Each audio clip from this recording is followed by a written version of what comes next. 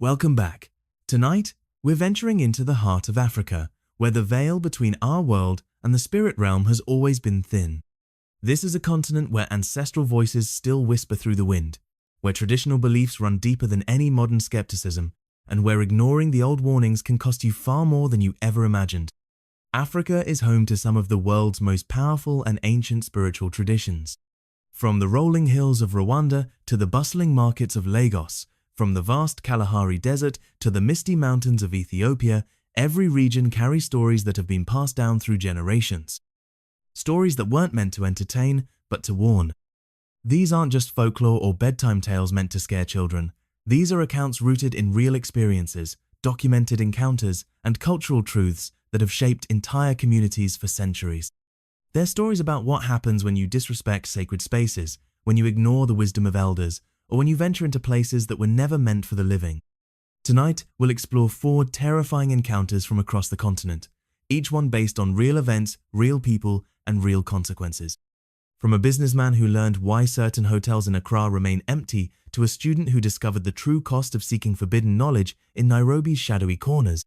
In many African cultures, there's an understanding that the spiritual world operates parallel to our physical reality. Ancestors watch over the living, spirits guard sacred places, and certain boundaries must never be crossed. Western education and urbanization may have changed how people live, but they haven't erased these deeper truths. What makes these stories particularly chilling is how they often involve ordinary people, educated, modern individuals who thought they were beyond such superstitions.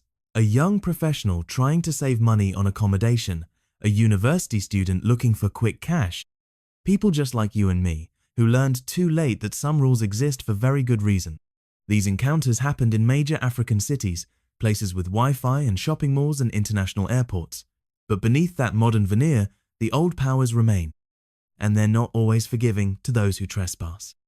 So as we dive into these accounts, remember this: in Africa, respect isn't just politeness, it's survival. Whether you're visiting a new city, exploring cultural sites, or simply trying to make ends meet, there are invisible lines you must never cross. Tonight, you'll meet 4 people who learned this lesson the hard way. Some walked away with just a warning, others weren't so fortunate. These stories will take us from the gold mining regions of Ghana, where an ambitious businessman encountered something that should have remained buried, to the highlands of Kenya, where a desperate student made a deal that cost more than money. We'll visit the townships of South Africa, where community elders still speak of creatures that hunt in the darkness, and finally to the ancient trade routes of Morocco, where travelers have always known to fear certain desert crossings. Each tale is a reminder that no matter how modern we become, no matter how much technology advances, there are forces in this world that demand respect.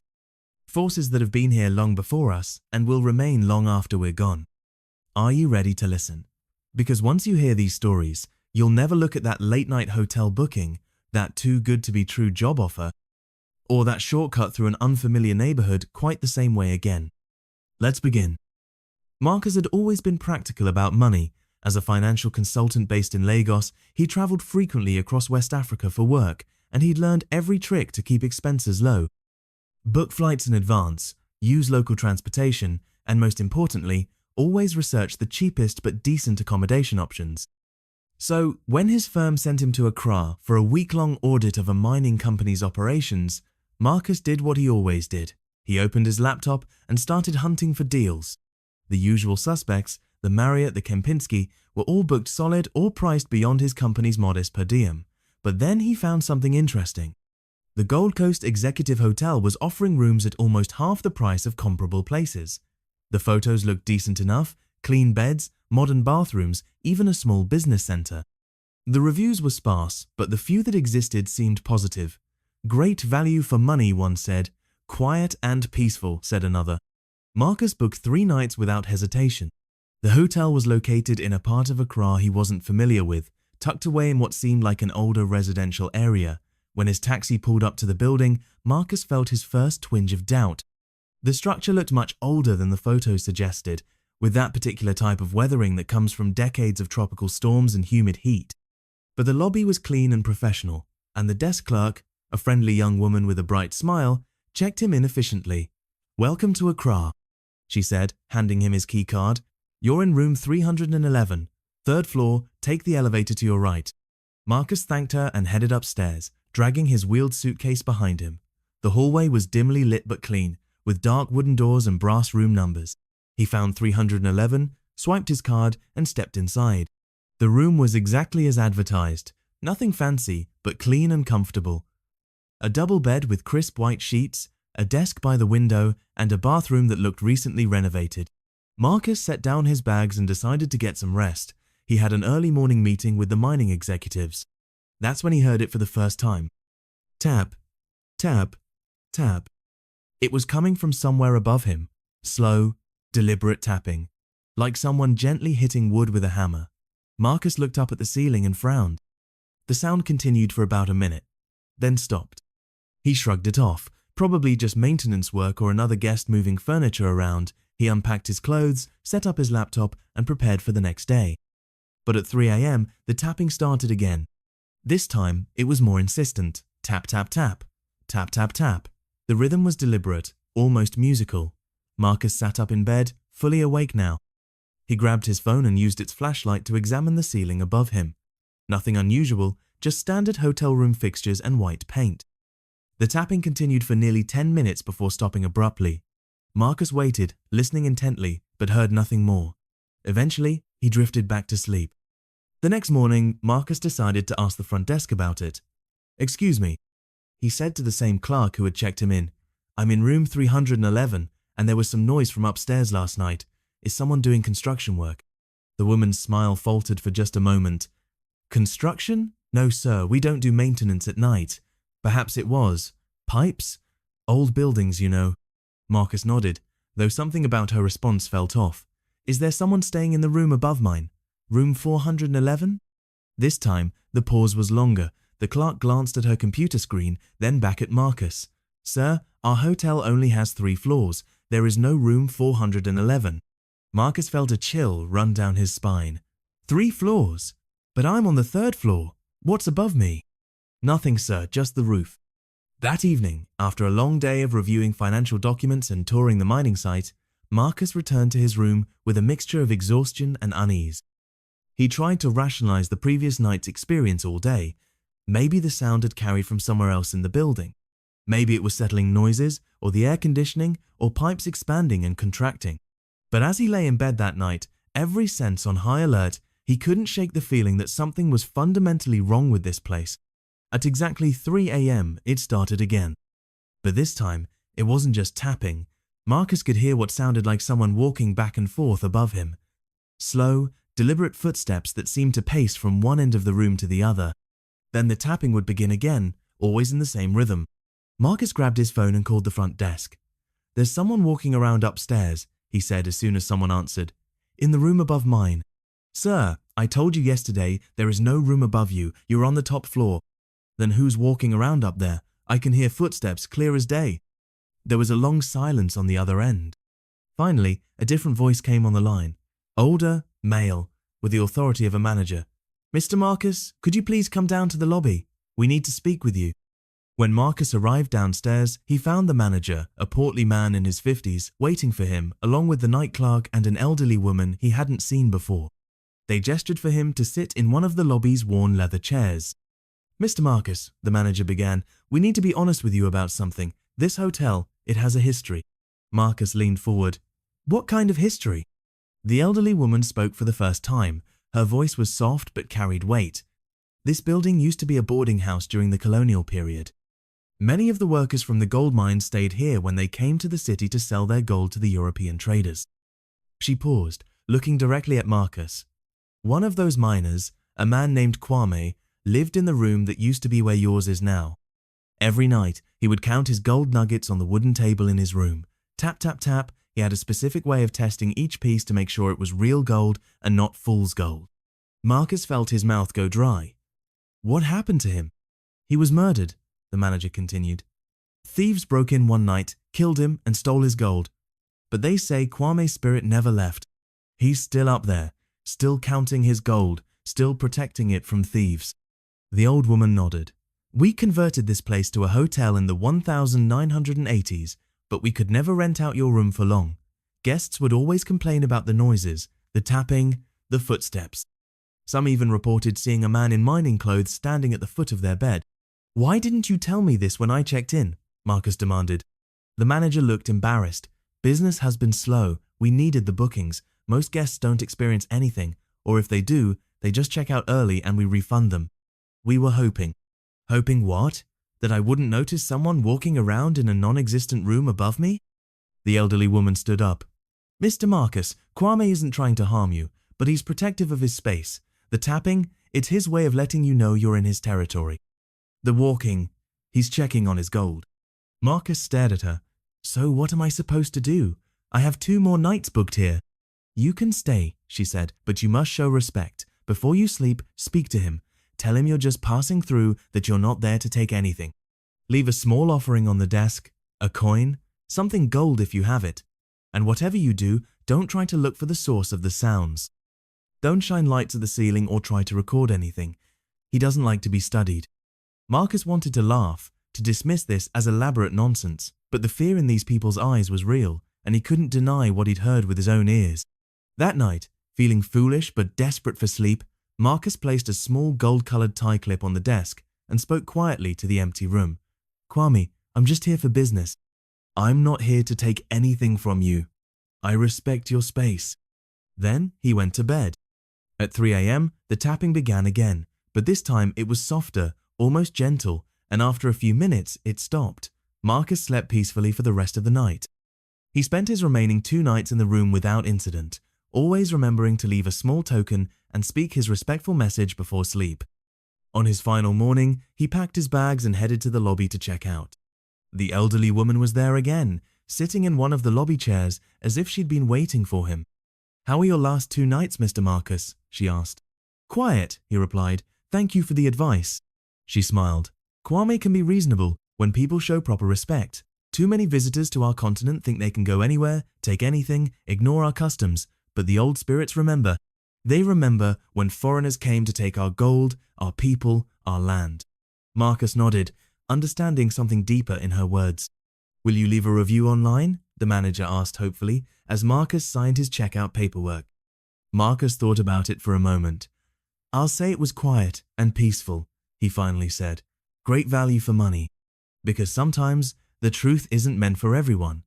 And sometimes respect is worth more than a perfect night's sleep." As Marcus's taxi pulled away from the Gold Coast Executive Hotel, he glanced back at the building one final time. For just a moment, he could swear he saw a figure in the 3rd-floor window, watching him leave. He never went back to that hotel. But he also never forgot the lesson it taught him. In Africa, the past is never really past. And the dead don't always stay buried, especially when they have something worth protecting. Sarah had always been the practical type. Growing up in Mombasa, she'd heard all the old stories her grandmother used to tell, tales of spirits in the forest, warnings about sacred places, traditions that supposedly protected families from harm. But as a 3rd-year psychology student at the University of Nairobi, Sarah had learned to view these stories through an academic lens, cultural myths, she'd tell herself.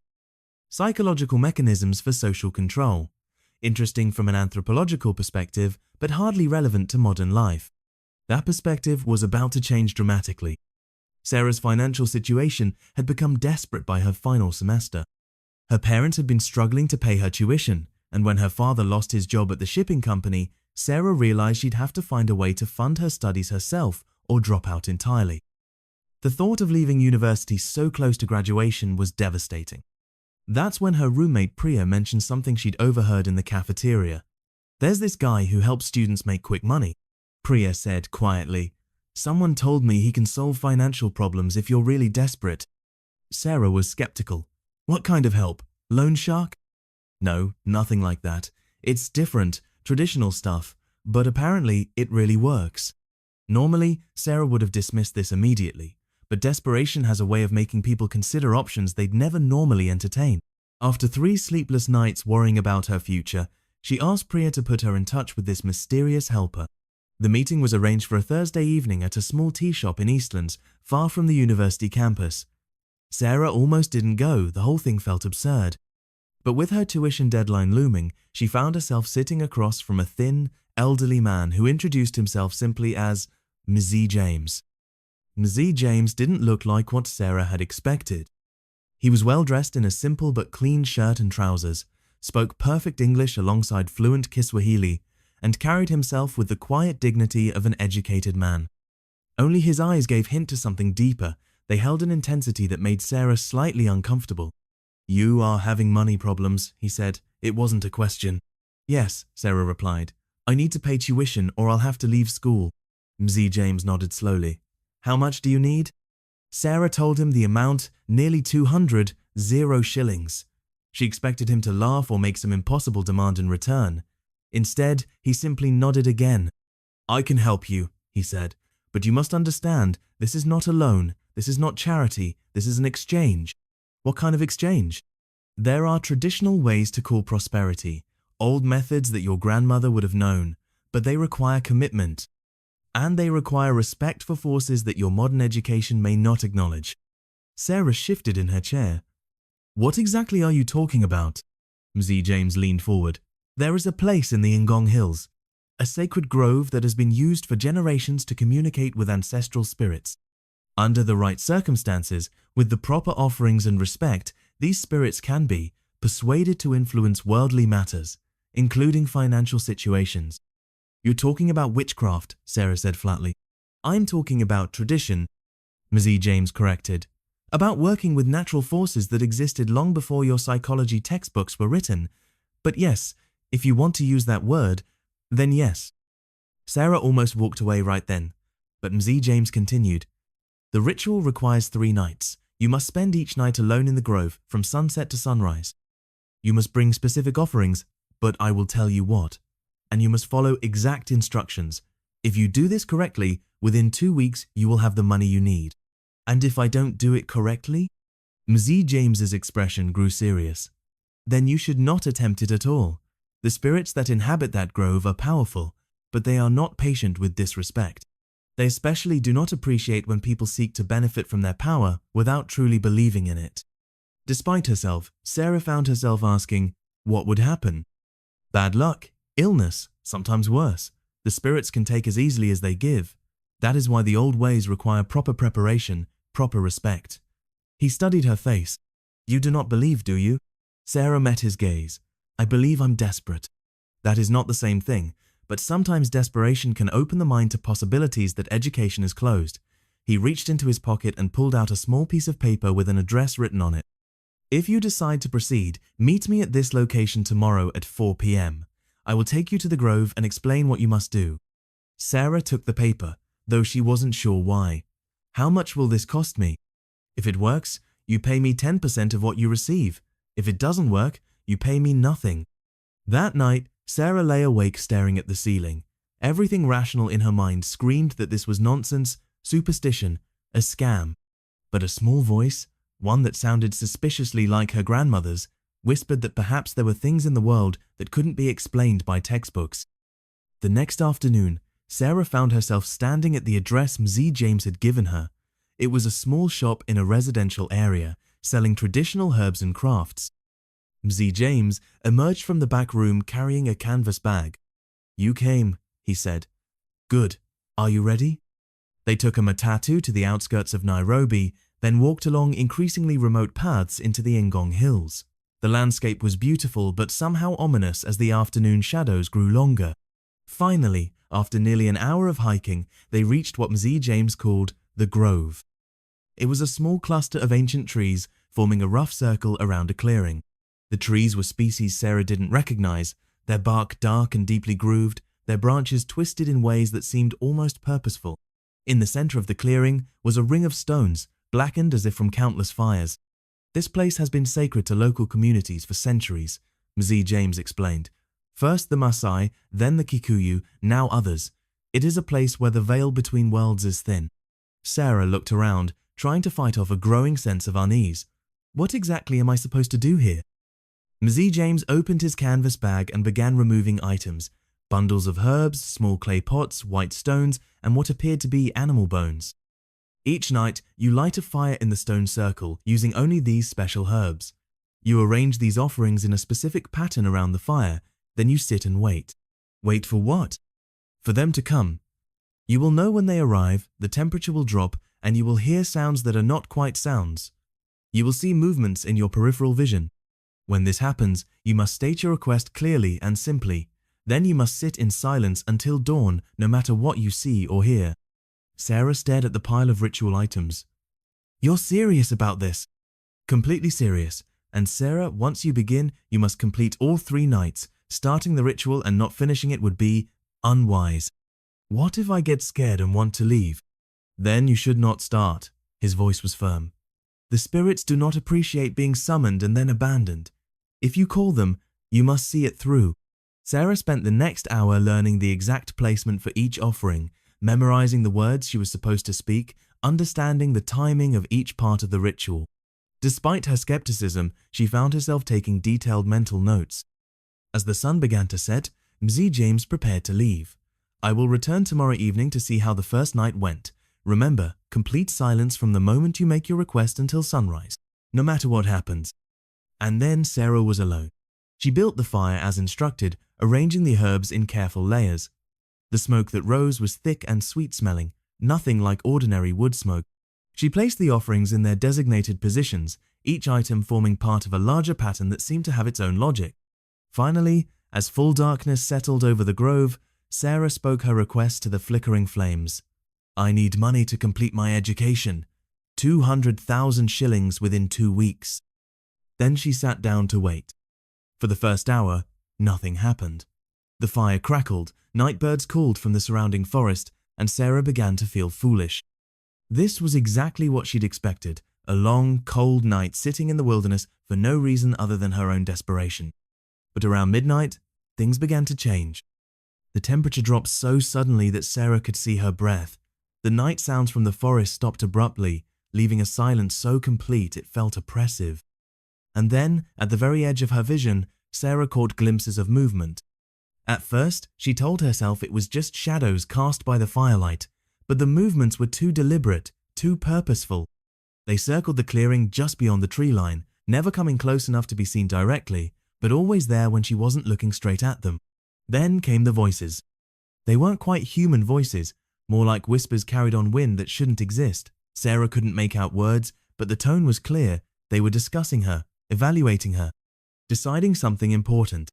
Sarah's every instinct screamed at her to run, but she remembered Mz James's warning about not completing the ritual once started.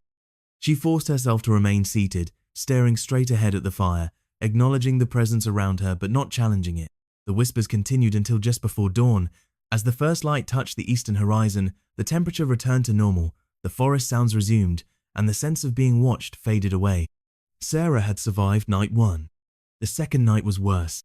The presences were more bold, coming closer to the fire, and Sarah could swear she occasionally saw actual figures among the trees, tall, impossibly thin silhouettes that moved with predatory grace.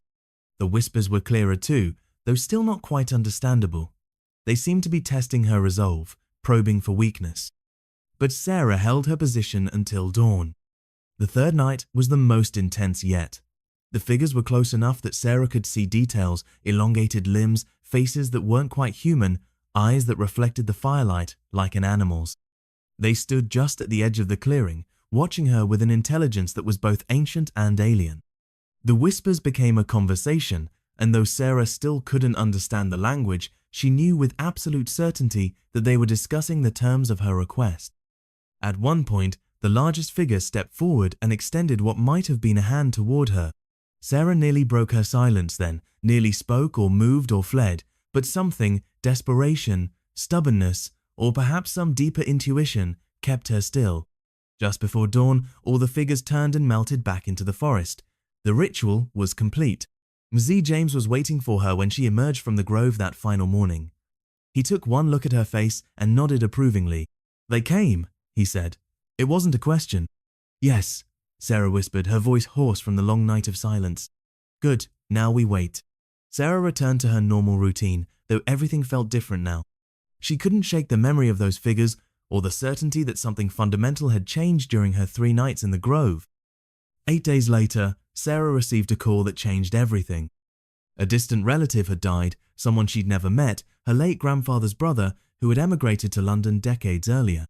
To everyone's surprise, he had left a modest inheritance to various family members back in Kenya. Sarah's share was exactly 200 shillings. When she called Mz James to tell him, he simply said, "Meet me at the tea shop tomorrow, bring my payment." They sat across from each other in the same small establishment where this had all begun. Sarah handed him an envelope containing 20 shillings, his 10% fee. "How did you know it would work?" Sarah asked. Mz James pocketed the envelope without counting it. "Because I believe in forces that are older than universities, older than textbooks, older than the modern world's need to explain everything." He leaned back in his chair. "The question is, what do you believe now?" Sarah thought about it. "I believe there are things in this world that psychology textbooks don't cover." "Good. That wisdom will serve you well." He stood to leave, then turned back. "One more thing, Sarah. You got what you asked for, but remember, the spirits know who you are now. They will expect respect going forward, honor the old ways, speak well of the traditions, and they may favor you again in the future. But if you forget what happened in that grove, if you return to dismissing their power, what would happen? Let's hope you never find out." Sarah finished her degree and went on to become a successful counselor in Nairobi. She never spoke publicly about her experience in the grove, but she also never again dismissed the traditional beliefs of her clients who came from rural communities. And sometimes, late at night, she would remember those figures at the edge of the firelight and whisper a quiet word of thanks to forces she still didn't fully understand but had learned to respect. Because in Africa, the old ways never really die. They just wait for desperate people to remember that some problems require solutions that can't be found in any textbook. Thabo thought he had escaped all of that when he moved to Cape Town. Growing up in a small village outside Polokwane, he'd heard all the stories from his grandmother about the Tokoloshe, the dwarf-like creature that traditional healers could summon to cause mischief or harm to their enemies. His go-go had been very specific about the precautions. Keep your bed high off the floor, place salt at the windows, never ignore the warning signs. But Thabo was 25 now, with a university degree in computer science and a good job at a tech startup in the city. He lived in a modern apartment in Greenpoint, drove a decent car, and spent his weekends at trendy restaurants and bars. The old stories felt like relics from another lifetime. That changed when he decided to help his cousin Nomsa. Nomsa lived in Langa, one of Cape Town's oldest townships. She'd been struggling since her husband died in a construction accident, trying to raise 2 young children on a domestic worker's wages. When she called Thabo in tears, saying she was about to be evicted from her small house, he didn't hesitate to offer help. "I can send you money," he told her over the phone, "but maybe it would be better if I came out there and we figured out a longer-term solution together." Nomsa's voice was grateful but worried. "Thabo, you don't understand how it is here anymore. Things have changed. People are desperate. There's talk of dark things happening." "What kind of dark things?" "Traditional medicine, but not the healing kind. People going to sangamars, for revenge, for luck in crime, for power over others. The old ways are being twisted into something dangerous." Thabo sighed. Even educated family members still believed in this stuff. "Nomsa, I'm coming to visit this weekend. We'll figure out the rent situation and I'll help you look for a better job. Don't worry about sangomas and traditional healers." But as he drove into Langa that Saturday morning, Thabo had to admit the atmosphere felt different from his childhood memories. The township had always been poor, but there was a new edge to the poverty now. Groups of young men gathered on street corners with a hardness in their eyes that spoke of desperate measures. Some houses were boarded up, others had protective symbols painted on their doors, symbols Thabo recognized from his grandmother's teachings but had hoped never to see again. Nomsa's house was a small brick structure with a corrugated iron roof, squeezed between similar structures on a dusty street. When she opened the door to greet him, Thabo was shocked at how much she'd aged in just 2 years. "Cousin," she said, embracing him, "I'm so glad you came." Inside, her 2 children, Sizani, 8, and little Mandla, 5, ran to hug their uncle from the big city. Thabo had brought them gifts. Tablets loaded with educational games for Sizani and toy cars for Mandla. The children were delighted, but Nomsa watched with an expression that mixed gratitude with worry. "They're beautiful gifts, Thabo, but I worry about having expensive things here now.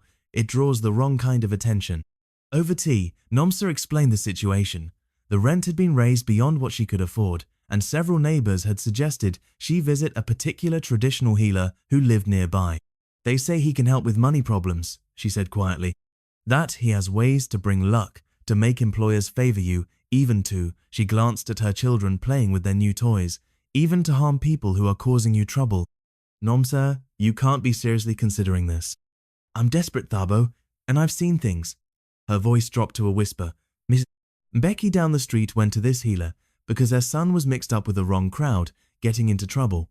She paid for a protection charm. 2 weeks later, 3 of the boys who were leading her son astray were found dead. Accidents, the police said. But coincidence, Thabo said firmly. Nomsa shook her head. Then there's Mr. Nkomo. He was having trouble with his business, so he went to the same healer for prosperity magic. Within a month, his main competitor's store burned down and customers started flocking to him. Again, coincidence. Or maybe someone actually set the fire for regular criminal reasons. Maybe, Nomsa said, but she didn't sound convinced. That evening, after the children were asleep, Thabo tried to convince his cousin to move to a different area, somewhere she could afford and wouldn't be surrounded by what he saw as dangerous superstition. But Nomsa was reluctant. This is my community, she said. These people looked after me when Bongani died. I can't just abandon them. As they talked, Thabo became aware of sounds outside. Footsteps, low voices, the occasional burst of laughter that didn't sound entirely human. Township nights had always been lively, but something about these sounds made him uneasy. Around midnight, there was a soft knock at the door. Nomsa froze. Nobody visits this late unless something is wrong, she whispered. The knock came again, patient but insistent. Thabo stood up. I'll check who it is. No! Nomsa grabbed his arm. Don't answer it. But Thabo had had enough of what he saw as irrational fear. He walked to the door and called out, Who is it? A voice answered from outside, low, raspy, and speaking in Isaac's Xhosa. I am looking for the man from the city, the one who does not believe. Thabo felt a chill run down his spine. What do you want? To show you something, to help you understand. Nomsa appeared beside him, her face pale with terror. Thabo, don't open that door, that's not a normal person out there. Don't be ridiculous, but even as he said it, Thabo realized something was wrong with the voice.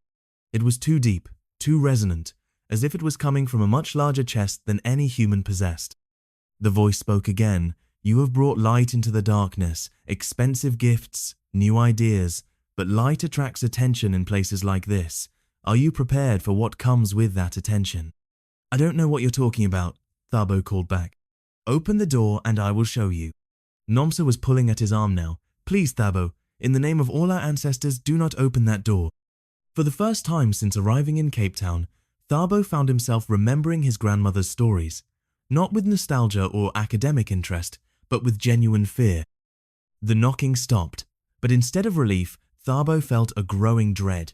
Through the small window beside the door, he could see a shadow that was somehow darker than the night around it. And that shadow wasn't moving away, it was growing larger. It's climbing onto the roof, Nomsa whispered. Above them, they could hear scratching sounds, as if someone with very long fingernails was dragging them across the corrugated iron. The scratching moved from one end of the roof to the other, then back again. Sizani appeared in the doorway to the children's room, rubbing her eyes. Mama, what's that noise? Go back to bed, baby, Nomsa said, but her voice was shaking. The scratching stopped. In the sudden silence, they could hear breathing that seemed to come from right above their heads. Then, impossibly, a voice spoke from the ceiling. The children are beautiful, so innocent, it would be a shame if something happened to them. That's when Thabo's modern skepticism finally cracked. Whatever was on the roof wasn't human. The voice was too distorted, too full of malice, and it seemed to know exactly where they were standing inside the house. What do you want? Thabo asked, his voice barely a whisper. Respect, came the reply. You think your education makes you immune to the old powers. You think your money and your city job put you above the forces that rule places like this. But you are wrong. The breathing above them grew louder, more labored, as if whatever was up there was growing agitated. This township belongs to those of us who remember the old ways, the Sangamars, the spirits, the creatures that feed on desperation and fear. Your cousin knows this. She pays her respects, makes her offerings, knows her place.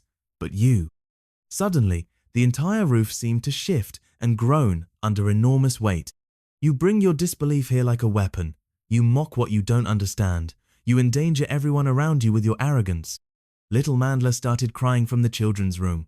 Nomsa moved toward him, but Thabo caught her arm. Wait, he whispered, because somehow he knew that moving right now would be a mistake. I have a proposal, the voice continued, a way for you to show proper respect and ensure your family's safety. What kind of proposal? Tomorrow night, you will visit the healer your cousin told you about. You will apologize for your disbelief. You will pay for protection for this household. And you will never again dismiss the power of traditional medicine. The weight on the roof seemed to shift closer to where they were standing. If you do this, I will ensure your cousin's rent problems are solved, her children will be protected, and you will be allowed to leave this place unharmed. And if I don't? The breathing stopped completely. In the silence that followed, Thabo could swear he heard his own heartbeat echoing through the house. Finally, the voice spoke again, and this time it was barely above a whisper. Then your education will not save you, your money will not protect you, and your family will learn why the old ways have survived for so many centuries. The weight on the roof lifted suddenly. Through the window, Thabo could see the dark shadow moving away from the house, but not in any way that made physical sense. It seemed to flow like liquid across the ground before disappearing entirely. Nomsa ran to check on her children, who had both fallen into an unnaturally deep sleep despite the commotion. Thabo stood at the window, staring out at the empty street and trying to process what had just happened. "Will you go?" Nomsa asked when she returned. Thabo was quiet for a long moment. "I don't believe in traditional healers," he said finally, "but I believe something was just on your roof, something that knew things it shouldn't have known." The next evening, swallowing his pride and his skepticism, Thabo found himself walking through the narrow streets of Langa toward the address Nomsa had given him. The traditional healer's home was larger than the surrounding houses, with multiple small buildings arranged around a central courtyard. An elderly woman met him at the gate. "You are the cousin," she said. It wasn't a question. "Yes, ma'am. My husband is waiting for you." The healer was a thin, dignified man in his 70s who spoke with the authority of someone accustomed to being consulted on matters of life and death. He listened without comment as Thabo explained the situation, his cousin's financial troubles, his own skepticism, and the encounter with whatever had visited them the night before. When Thabo finished, the healer nodded slowly. "You met the Tokolosha," he said simply. "I thought the Tokolosha was supposed to be small, like a dwarf. That is one form it can take, but when it grows angry, when it feels disrespected," the healer shrugged, "it can become much larger, much more dangerous. Did someone send it after me?" "Not specifically after you, but your presence here, your attitude, it disturbed the spiritual balance of this place. The Tokoloshe feeds on that kind of disruption." The healer stood and moved to a shelf lined with bottles, bones, and bundles of herbs. "I can provide protection for your cousin's family, and I can ensure the creature does not follow you back to Cape Town. But you must understand, this protection comes with responsibilities." "What kind of responsibilities?" "You must never again dismiss traditional healing in the presence of believers. You must contribute to your cousin's household regularly, not just in times of crisis. And if anyone asks you about your experience here, you must speak respectfully of the old ways." Thabo considered this. It seemed like a small price to pay for his family's safety, and honestly, after last night, he wasn't sure what he believed anymore. "How much?" he asked. The healer named a sum that was significant, but not unreasonable. Thabo paid it, along with an additional amount to cover Nomsa's rent for the next 6 months. As he prepared to leave, the healer handed him a small leather pouch. "Keep this with you always," he said. "It will remind the Tokolosha that you have shown proper respect." Thabo drove back to Cape Town that night with the leather pouch on the passenger seat beside him. He never saw the creature again, but he also never forgot the lesson it had taught him. Some forces in this world don't care about your education or your modern lifestyle. They demand respect on their own terms, and in places where desperation and tradition intersect, those forces are very much alive. Nomsa never had financial problems again. Her landlord mysteriously decided not to raise her rent, and she found better paying work within a month. Her children grew up healthy and safe. And Thabo learned to listen more carefully when people talked about things he didn't understand, because sometimes the old wisdom exists for very good reasons. Dr. Amara Hassan thought she knew everything about the roads between Marrakech and the Sahara. As a cultural anthropologist specializing in North African folklore, she'd made the journey dozens of times over the past 5 years, documenting traditional stories and beliefs among the Berber communities of the Atlas Mountains and desert regions. But she had never traveled that route alone at night, and she had certainly never been foolish enough to ignore the warnings of local guides about certain stretches of highway that were best avoided after dark. Her mistake began with overconfidence and a delayed flight from London. Amara was returning from a conference where she'd presented her research on supernatural beliefs in traditional Moroccan culture. Ironically, her academic presentation had focused on how these beliefs served social and psychological functions in isolated communities, how stories of jinn and otherworldly creatures helped maintain group cohesion and discourage dangerous behavior. She approached these beliefs as a scholar, with respectful but detached curiosity. They were fascinating cultural artifacts, worthy of study and preservation, but not something she personally feared or believed in. Her return flight from London was delayed by 6 hours due to weather. By the time she landed in Casablanca and caught the connecting flight to Marrakech, it was already past 8 p.m. Her original plan had been to drive to Ouarzazate that same day to continue her research in the southern villages. But now she faced a choice: spend the night in Marrakech and lose a full day of work, or make the drive in darkness. The drive from Marrakech to Ouarzazate normally took about 4 hours on good roads. Amara had made the journey many times and knew the route well. She was an experienced driver, her rental car was reliable, and she was eager to get back to her research. Against her better judgment, she decided to drive through the night. At the rental car agency, the clerk, a young man named Hassan, tried to dissuade her when he learned of her plans. "Doctor, it is not safe to cross the mountains alone at night," he said in French. "Especially not for a woman traveling alone. There are difficulties on that route after dark." "What kind of difficulties?" Amara asked. "Bandits?" Hassan hesitated. "Not exactly. It is hard to explain in French. In Arabic, we say there are places where the jinn gather. Places where travelers see things that are not there or stop seeing things that are there." Amara smiled politely. This was exactly the kind of folklore she studied. "I appreciate your concern, but I'll be fine. I have GPS, a good car, and I've driven that route many times." Hassan looked troubled but handed her the keys. "Please, doctor, if you must go, stay on the main highway. Do not take any shortcuts, especially through the small villages. And if you see lights where no lights should be, do not follow them." Amara thanked him and set off into the Moroccan night. The first 2 hours of the drive were uneventful. The highway was well maintained and clearly marked, winding through the Atlas Mountains under a canopy of brilliant stars. Amara had always loved driving through this landscape. During the day, it was breathtakingly beautiful, and at night it had a stark, primal majesty that reminded her why humans had always populated these mountains with supernatural beings. But around 11 p.m., her GPS began acting strangely. At first, it was just small glitches. The estimated arrival time would suddenly jump forward or backward by 20 minutes. The blue dot representing her position would occasionally lag behind her actual location. Nothing major, but annoying enough that she began paying more attention to the road signs than to the GPS screen. Then, as she crested a particularly steep mountain pass, her GPS announced, "In 500 meters, turn right onto Route 6956. Amara frowned. She didn't remember any right turn at this point in the journey, and Route 6956 wasn't a road number she recognized. But when she looked ahead, sure enough, there was a smaller road branching off to the right, marked with a weathered sign she couldn't quite read in the darkness. According to her GPS, this route would save her nearly an hour of driving instead of continuing through the mountains to the main highway. This smaller road cut directly southeast toward Ouarzazate through what appeared to be more direct terrain. Amara hesitated.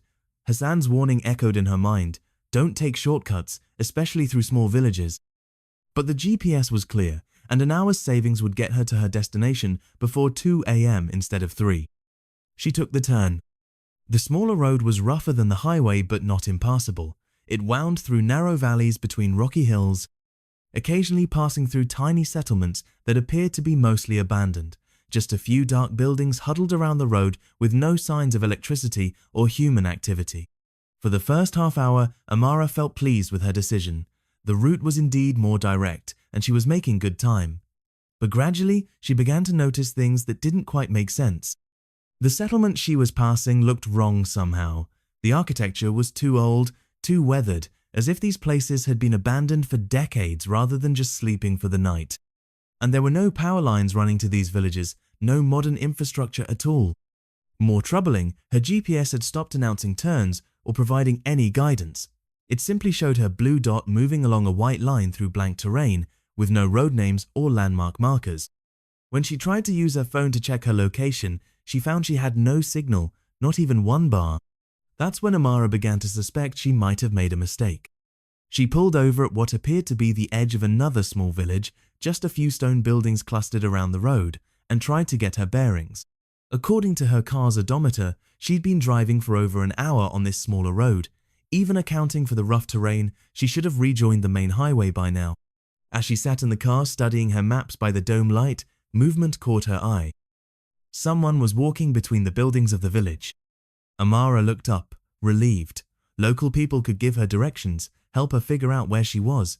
She rolled down her window and called out in Arabic, "Excuse me, can you help me?" The figure stopped.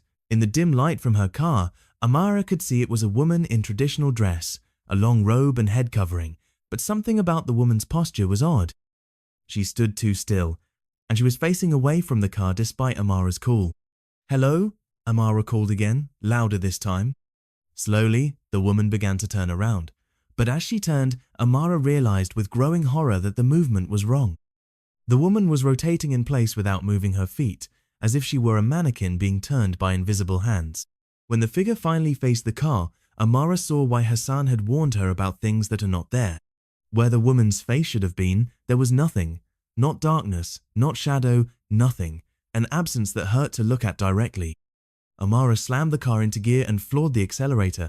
Behind her, she could hear laughter that seemed to come from multiple voices at once, growing fainter as she fled, but somehow maintaining the same volume regardless of distance. For the next hour, Amara drove in barely controlled panic. The road continued to wind through increasingly desolate terrain, and her GPS remained unhelpful. Several times she passed more villages, and each time she saw figures moving between the buildings, always too tall or too short, always moving in ways that defied normal human movement, always watching her car with attention that felt predatory. At one point, she crested a hill and saw lights ahead, what appeared to be a well-lit town or city in the valley below. Relief flooded through her. Civilization. People who could help her find her way back to the main highway. But as she drove toward the lights, they seemed to recede. No matter how fast she drove, the lit area remained the same distance away. And gradually, she began to realize that the lights weren't moving away from her, they were moving parallel to the road, pacing her car like a mirage. That's when she remembered Hassan's final warning: if you see lights where no lights should be, do not follow them. Amara forced herself to stop looking at the lights and focus on the road ahead. When she did, the phantom city gradually faded from view. Dawn was beginning to lighten the eastern sky when Amara finally saw something that filled her with relief. A road sign in both Arabic and French, indicating that the main highway was just 2 kilometers ahead.